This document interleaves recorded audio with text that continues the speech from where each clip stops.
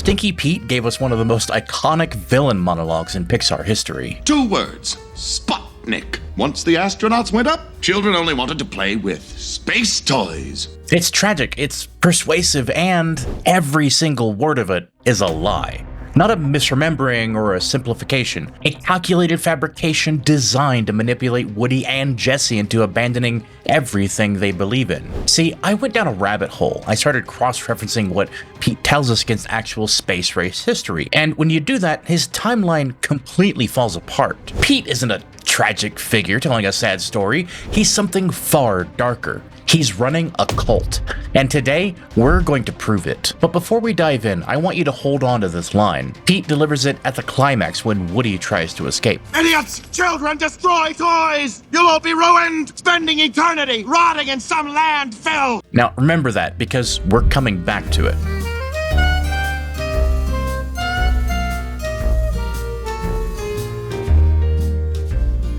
I want to start with something interesting I found in the original screenplay. In the 1996 draft of Toy Story, there's a poster in Al's apartment that explicitly reads, "Dumont Network presents Woody's Roundup." The Dumont Network collapsed in August 1956. Sputnik launched in October of 1957. Now, if the show aired on Dumont, it died with the network, over a year before Sputnik even existed. But here's the thing, that poster never made it into the final film. I've gone through Al's apartment frame by frame, the Dumont branding isn't there, or at least I didn't see it. We see Life magazine, Time magazine, other posters, and plenty of paraphernalia, all featuring Woody, but none of them specify a network. So why was it removed? My guess is maybe copyright concerns. Associating a fictional show with a real defunct network probably raised some legal flags. But the intention was there. The filmmakers wanted us to know Pete's timeline was broken. So what can we prove from the final film? Listen to Pete's exact words. Once the astronauts went up, children only wanted to play with space toys. Astronauts. Sputnik 1 was an unmanned satellite, a metal sphere with a radio transmitter. No crew, no pilot, no astronauts. The first human in space was Yuri Gagarin in April 1961. The first American astronaut, Alan Shepard, flew a month later. Pete's phrasing creates an impossible timeline. If the show ended in 1957 because of Sputnik, he's lying about astronauts because there weren't any. If the show ended in 1961, when astronauts actually existed, it survived for 5 years after Sputnik, which means Sputnik didn't kill it. So either way, he's lying. But here's what makes this genuinely sinister. Pete delivers this line before we know anything about Woody's history. I know how that feels. He doesn't know about Buzz Lightyear. He doesn't know Woody almost got replaced by a space toy. He just defaults to space toys are the enemy because it's his go-to manipulation. And he gets lucky because what's Woody's core trauma from the first movie? Being replaced by Buzz Lightyear, a space toy. Pete isn't a master psychologist reading Woody's soul. He's just a broken record with one song.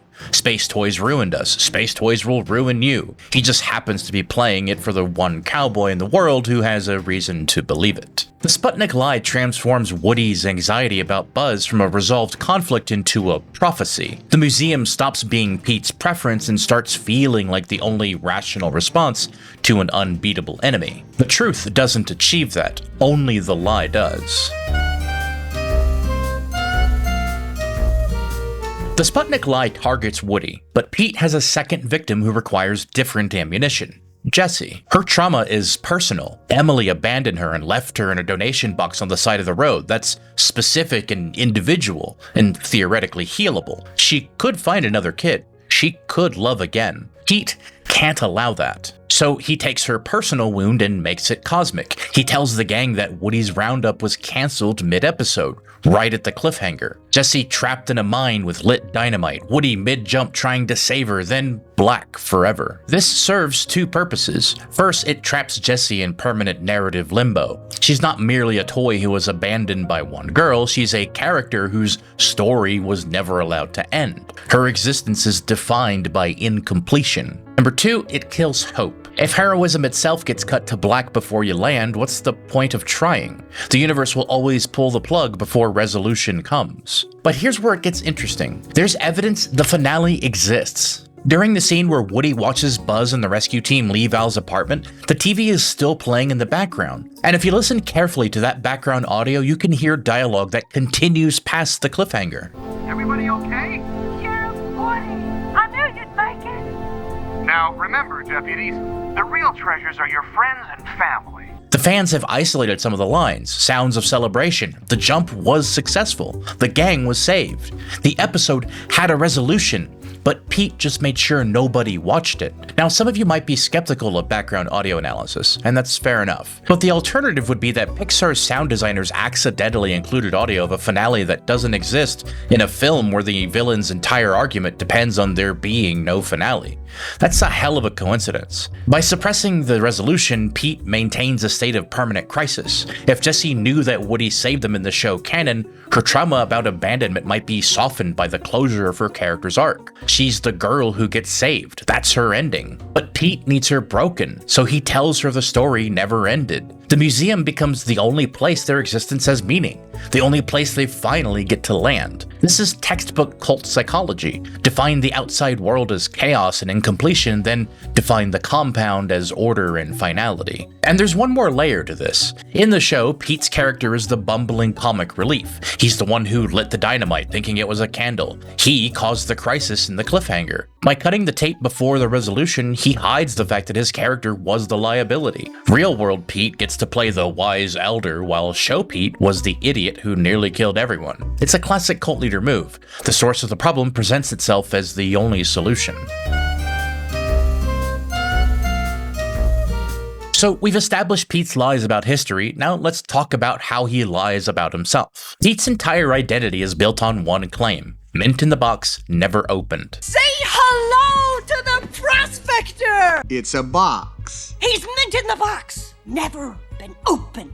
This is his source of authority. In the hierarchy of collectibles, he's the high priest, untouched by the corrupting hands of children, pure. He uses the status to lecture Woody and Jessie about the purpose of toys, despite never actually having been one. And there's just one problem. Watch what he does in this movie. He exits his box to turn on the TV and frame Jessie for Woody's escape attempt. Sure, we don't actually see it, but it's pretty clear that's what he did. You turned on the TV last night, not Jessie. He engages in physical combat with Woody, punches Buzz, seals the air vent with the pickaxe. Then he climbs back into his box and reseats himself perfectly. If you've ever bought a vintage toy, you know this is physically impossible. Toys from the 1950s were secured inside their packaging with wire twist ties, factory restraints around the neck, waist, and ankles. A truly mint-in-box toy is fixed to its cardboard backing.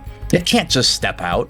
The fact that Pete moves freely means those restraints were removed, which means the box was opened. Pete isn't mint, he's loose with box. And in collector terminology, that's a massive distinction. So what happened? I think there are two possibilities. Maybe Al opened the box to inspect him and remove the ties, but Al is meticulous. He prizes original packaging. Opening the box would devalue the item he's trying to sell for a fortune. I think the darker theory is that Pete freed himself years ago, maybe during his decades on the dime store shelf. He cut his own ties, but he stayed in the box anyway, not because he had to, but because it served him. The box is like his pulpit. It separates him from the common toys. It gives him moral authority. When he finally steps out to block the exit, he's revealing that his entire identity was a performance. He was always capable of engaging with the world, he simply refused to. And then he judged everyone else for what he was too afraid to try. Now, here's where this gets really dark, as if it hasn't been already. Remember that line I told you to hold on to? Idiots! Children, destroy toys! You'll all be ruined! Spending eternity rotting in some landfill! We dismiss this as the ravings of a villain, but then Toy Story 3 happens. Andy stops playing with the toys. They get bagged as if they're trash. They end up at Sunnyside Daycare, where toddlers in the caterpillar room physically destroy them. Slinky gets stretched until his coil goes haywire. Jessie gets dipped in paint and used as a brush. Mr. Potato Head's eye gets shoved up a kid's nose. And later they end up at the Tri-County landfill, sliding toward an incinerator, holding hands, accepting their inevitable death. Every single thing Pete warned them about came true. The only reason the toys survive is because of a Deus Ex Machina.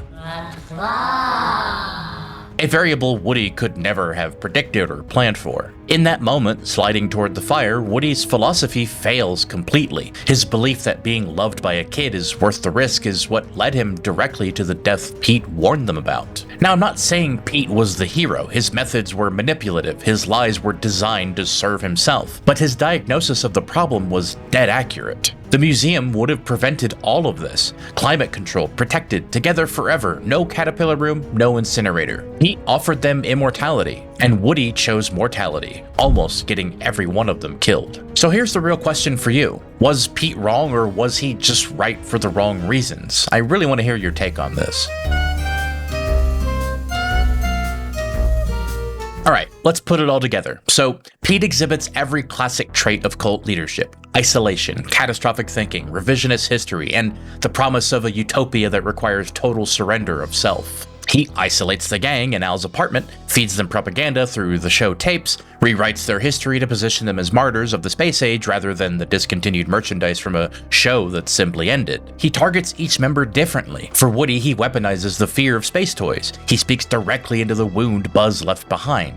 He makes the museum feel like the only rational escape from inevitable obsolescence. And then for Jessie, he universalizes her personal trauma. Emily didn't just abandon you, the whole culture did. Your story has no ending. Only the museum can give you closure. And then there's Bullseye.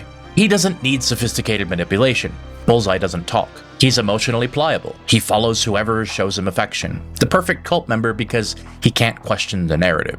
And for Pete himself, he performs purity from inside his box. He's the untouched prophet, the only one who sees the truth, when in reality he's been loose for decades, too afraid to live, projecting his unchosen celibacy onto others as philosophy. The Sputnik Lie is the foundational myth of his cult. It explains why they fell from grace. It identifies the enemy. It justifies the extreme solution. Without it, they're just old toys. With it, they're martyrs who deserve transcendence. When Woody rejects the museum, Pete's entire worldview gets exposed. The ending of the film isn't just villain defeated, it's cult leader loses his congregation. 10 years later, Woody ends up holding hands with his friends sliding toward an incinerator, proving that Pete's entire worldview was correct all along. The prophet was right. He just couldn't make them believe it in time. Toy Story 2 isn't a movie about loyalty, it's about information warfare. Pete didn't have the physical power over Woody and Jessie. He couldn't force them into the shipping crate, so he did something more insidious. He rewrote their past to control their future. He fabricated a history where the museum was the only logical destination. The astronauts didn't go up until 1961, Sputnik was unmanned, the finale exists, and the box was opened. Every piece of evidence Pete used to make his case was a lie. But his conclusion, his prediction about what happens to the toys who trust children, that was all true. Thank you so much for watching, and if you enjoyed, hit like, subscribe, and click here where I prove that the ending to the original Toy Story is actually the tragedy of the film. The Toy Story trauma runs deeper than you think.